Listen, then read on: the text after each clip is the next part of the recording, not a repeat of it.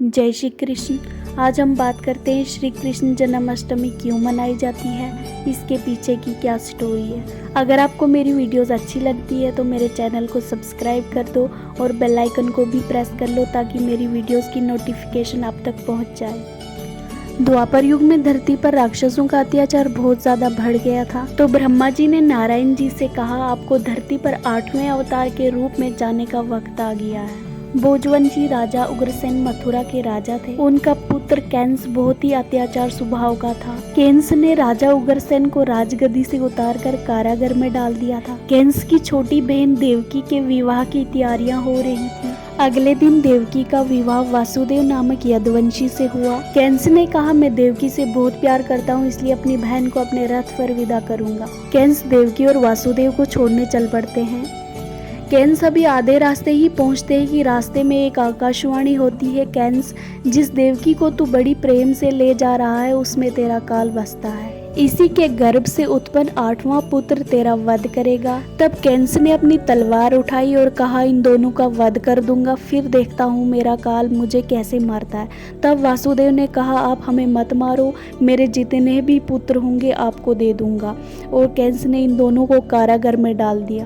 कंस ने देवकी और वासुदेव के 7 पुत्रों को जन्म लेते ही मार डाला था और 8वां बच्चा होने वाला था। तब कंस ने कारागार के बाहर बहुत ही ज्यादा बड़ा पहरा डाल दिया था। जब देवकी और वासुदेव को बच्चा होने वाला था, गोकुल में वासुदेव का मित्र रहता था नंद। तभी नंद और यशोदा के यहाँ भी बच्चा होने वाला था। जब देवकी ने एक पुत्र को जन्म दिया, तभी यशोदा ने एक कन्या को जन्म दिया। कृष्ण पक्ष की अष्टमी को श्री कृष्ण का जन्म हुआ। इनके जन्म लेते ही जेल के कारागार में प्रकाश फैल गया। वासुदेव के सामने शंख चक्रधारी भगवान ने अपना रूप प्रकट कर कहा, वासुदेव, मैं बालक का रूप लेकर देवकी के गर्भ में जन्म ले चुका हूँ। मेरा ये अवतार कंस के संहार के लिए ही हुआ है। अब देर न करो, तुम मुझे गोकुल में नंद के यहाँ पहुँचा दो और उनकी अभी अभी जन्मी कन्या को लेकर कंस को सौंप दो। ये कहकर भगवान विष्णु अंतर ध्यान हो गए। वासुदेव की हथकड़ी अपने आप खुल गई, कारागार के द्वार अपने आप खुल गए, सभी पहरेदार सो गए और देवकी बेहोश थी। वासुदेव श्री कृष्ण को टोकरी में लेकर गोकुल के लिए चले। भारी बारिश और तूफान के बीच नन्हे कृष्ण को उठाए वासुदेव चल रहे थे। यमुना नदी श्री कृष्ण के चरणों को छूना चाहती थी, इसलिए वो ऊपर हो गई। चरण छूने के बाद यमुना घट गई।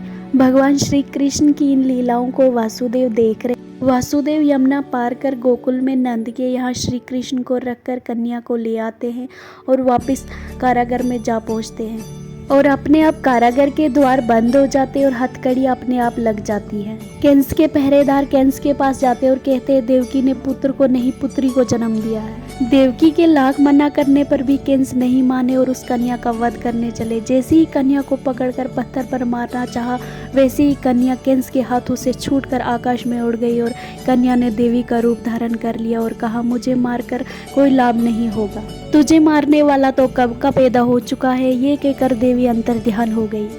कंस ने श्री कृष्ण को मारने के लिए बहुत से राक्षस भेजे। श्री कृष्ण ने अपनी माया से सबको मार डाला। बड़े होकर श्री कृष्ण ने कंस को मारकर उग्रसेन को राजगद्दी पर बिठाया। इस दिन से श्री कृष्ण के जन्म महोत्सव को सारे देश में बड़ी धूमधाम से जन्माष्टमी के रूप में मनाया जाता है। भगवान श्री कृष्ण की नगरी मथुरा में इस त्यौहार को बड़े धूमधाम से मनाया जाता है और उसके साथ ही पूरे ब्रिज में जन्माष्टमी का त्यौहार बहुत ही धूमधाम से मनाया जाता है।